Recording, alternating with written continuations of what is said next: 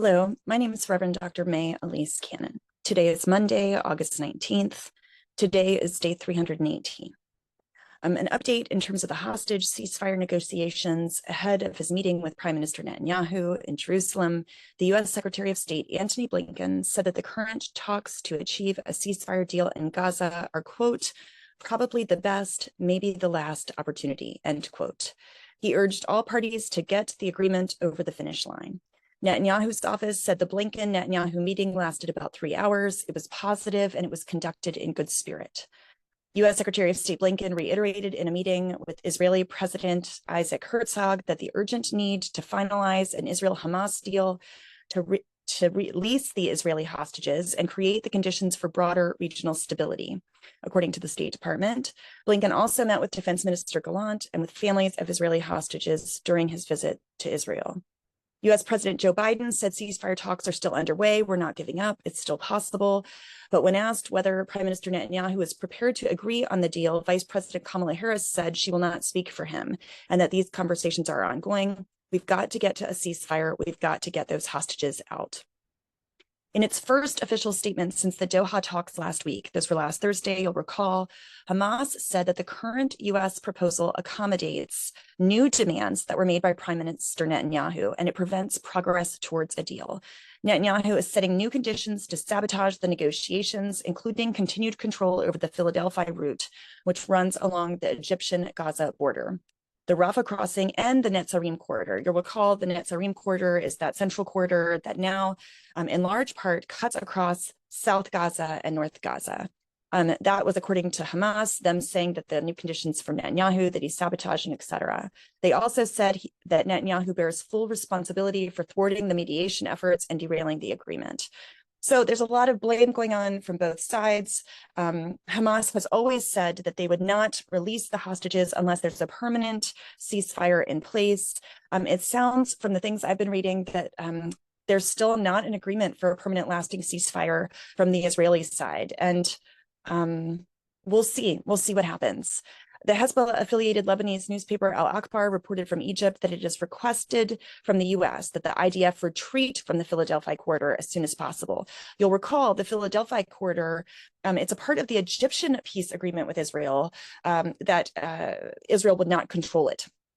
The U.S. Secretary of State Blinken discussed with Saudi Arabia's Foreign Minister Prince Faisal al-Saud on Sunday the ongoing efforts to secure a truce in Gaza and to prevent regional escalation, and thanked al-Saud for his country's role in facilitating aid into Gaza, according to the State Department. And Anna Zonkaker, whose son Matan is still held captive in Gaza, told the government's hostage directorate of Israel that she opposes the mention of Matan's name and the use of his photo in ceremonies marking the first anniversary of the October 7th massacre.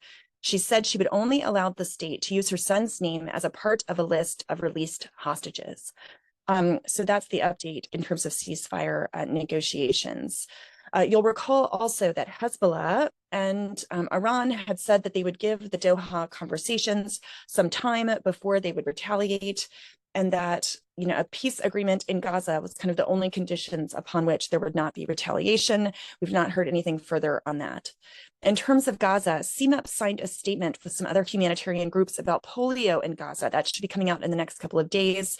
But we do know that there already has been at least one case, a 10-month-old child did contract polio last week. We also have information about medical evacuations from Gaza. We attended a meeting this morning. One of the main issues is that the route for evacuation needs to be established quickly. It's difficult, nearly impossible to get wounded people out of Gaza. It's difficult to get a hospital to agree to take patients if they don't know if the patients are even going to arrive. How do you take a child when you're not certain the child's going to get there? There's no guarantees. But then the process to get someone medically evacuated is incredibly complicated. It's very, very long, especially with the Rafah border closed between Egypt and Gaza. The cost of evacuation is incredibly high. The U.S. won't accept cases because cases in Gaza right now are based on what's called a probable diagnosis. And the US only accepts cases based on actual diagnoses. And that's almost impossible coming out of Gaza right now.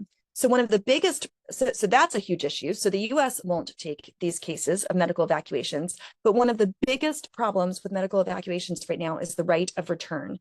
People and families are so afraid to let any part of their family leave because the whole family can't go, right? But the biggest problem is that families are afraid if people leave, they will never, ever be allowed to come back. Groups are afraid to support medical advocacy because they think that they could be aiding and abetting or supporting ethnic cleansing. There are considerations about evacuating medically wounded Gazans to the West Bank. That could be an alternative. One alternative also to medically evacuating sick people is to allow in more medical supplies, allow in the treatment that's needed, allow in, the doctors, the physicians, allow the medical care to happen in Gaza. For example, before October 7th, there were 70 children who were on dialysis, but half of those children have since died because they did not have the supplies necessary to continue treatment, namely just clean water. Medical missions and teams have been severely limited in what they can do. They cannot bring in the materials, food, medicines, and supplies that are needed. I spoke with a physician from Scotland who just returned from Gaza in May when I was in Bethlehem, and even she was limited on how much food she could take for herself when she went in for a couple of weeks to be able to serve as a physician. The health crisis in Gaza is unfathomable. So that's an update in that regard. The Israeli Defense Forces said that Hamas fired rockets at Israel from an area adjacent to 2 schools, a field hospital, and a cemetery in South Gaza. The IDF said that it struck more than 45 Hamas targets over the last 48 hours. And according to the health ministry in Gaza, the death toll there is at least 40,139 Palestinians killed. And those wounded is at least 92,743 people wounded since October. Hamas and Islamic Jihad have claimed responsibility for a bomb blast that went off near a synagogue in Tel Aviv last night, Sunday night. The man carrying the bomb in a backpack was killed, and also a passerby was wounded in the explosion. In their statement, Hamas and Islamic Jihad said that suicide attacks will return to Israel and will be on the forefront as long as the occupation's massacres and assassination policies continue.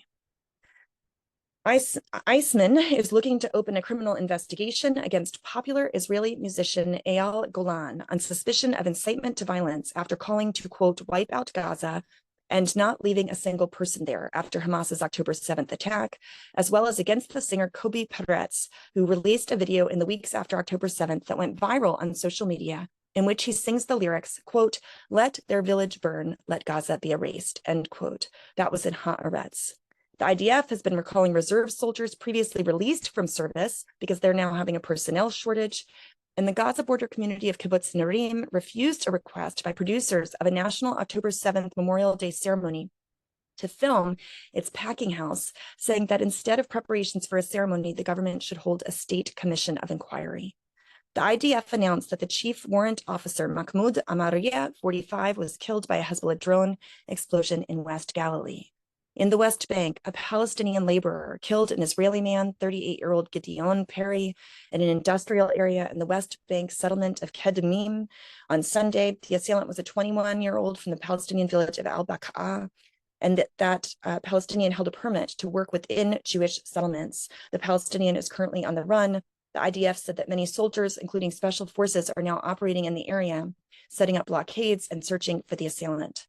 Israeli police arrested 2 more suspects in the attack of the 4 women and a toddler from the Israeli Bedouin city of Rahat, who mistakenly entered a West Bank settler outpost near Nablus a week and a half ago. I gave that report in that daily update.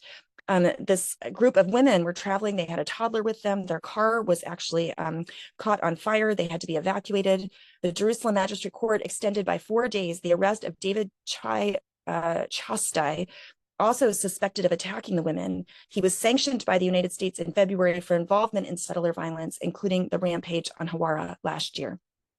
The Palestinian Health Ministry reported 4 people wounded from IDF fire near the West Bank city of Nablus. 1 person is suffering from a serious head wound, according to Palestinian reports, because the IDF entered the city early Monday morning and there was an exchange of fire.